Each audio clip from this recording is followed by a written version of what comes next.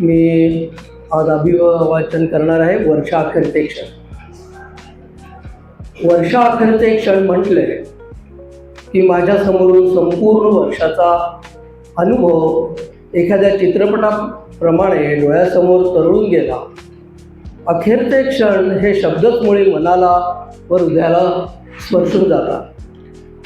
खरंच मागे वळून पाहिले की प्रत्येक क्षणाची आठवण येते, काही चांगले तर काही दुःखाचे क्षण डोळ्यासमोर उभे राहतात व अशा वेळी एका सुंदर गाण्याच्या पंक्ती आठवतात. झाले गेले विसरून जाऊ, चला विसावू या वळणावर. हे गाणं मनाला एक नवीन उमेद देऊन जाते. या वर्षीचे किती दिवस सरले, किती राहिले याचा विचार न करता आलेला प्रत्येक क्षण हा आनंदाने पुढे जगूया या विचाराने जीवनाचा प्रवास करण्यासाठी मनाने खंबीर राहून पुढे चालण्याचा निर्णय घ्यावा लागतो. अर्थात प्रपंचाची जबाबदारी तर आहे, पण त्यातून मार्ग काढून पुढील प्रवास आनंदी करूया.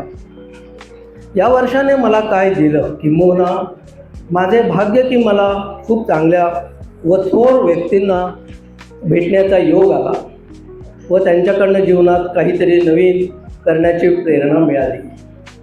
माझा आत्मविश्वास वाढला की आपणही काहीतरी करू शकतो. त्यानंतर अचानक माझ्या मनात भावना उसळून आल्या व डोक्यात अचानक शब्दांची गर्दी झाली आणि शब्द जुळवाजुळव करण्याचा प्रयत्न करता करता कविता सुचायला लागल्या. बघता बघता यावर्षी मराठी व हिंदी एकूण 23 कविता तयार झाल्या.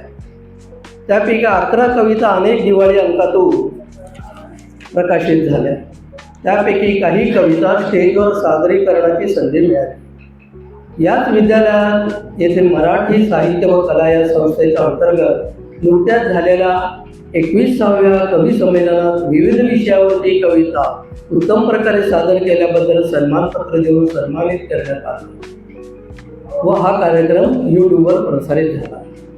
त्यानिमित्तानं अनेक मान्यवर, पत्रकार व श्री गुरुदत्त वागदेकर सर यांच्याशी ओळख झाली व त्यांच्या अमोल मार्गदर्शना मला लाभले. त्यामुळे मला खूप उत्साह आणि प्रेरणा मिळाली. त्यांचे खूप खूप आभार व धन्यवाद. या वर्षी अखेरपर्यंत मला जे यश मिळालं किंवा या वर्षाने मला काय दिलं या आठवणीने मन खूप भरून येतं. सांगण्यास खूप अभिमान वाटतो की परिवर्तन महिला संघ या बॅनरखाली ज्येष्ठ नागरिक दिलासा आणि विरंगुळा, आता हे दोन शब्द दिलासा आणि विरंगुळा एवढ्या करता आहे की दिलासामध्ये अनाथ आश्रम आणि वृद्धांसाठी व अनाथ मुलांकरता मुलींकरता एक आश्रम चालवला जातो. त्यांचं पूर्ण शिक्षण आणि त्यांचं लग्नापर्यंत सगळं ते बघितलं जातं. आणि विरंगुळा हा ज्येष्ठ नागरिकांकरता आहे. या संस्थेचे सर्वेसर्वा सौ मीनाताई सोनवणे व श्री रवींद्र खानोलकर सर हे लाईफ कोच आहेत रोटरी क्लब.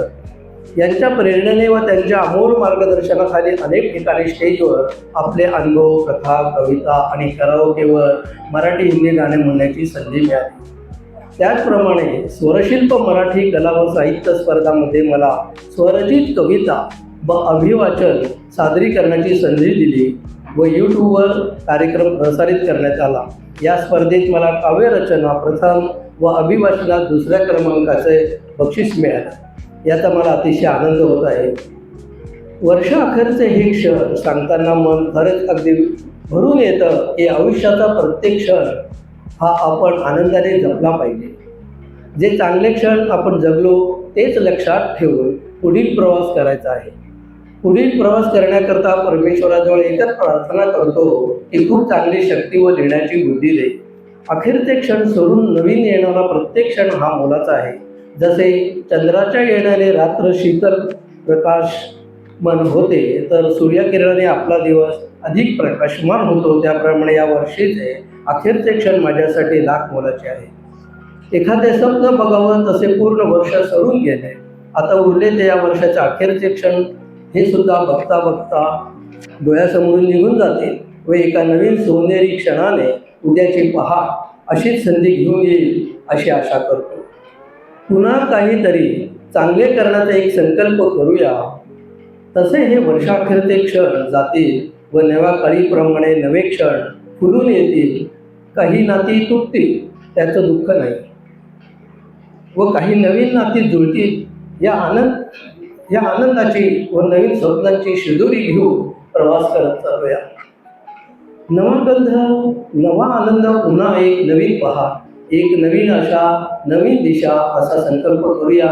याचबरोबर सर्वांना नववर्षाच्या खूप खूप शुभेच्छा आणि वर्षाअखेरच्या क्षणांनी चांगली साथ दिल्याबद्दल त्यांना धन्यवाद.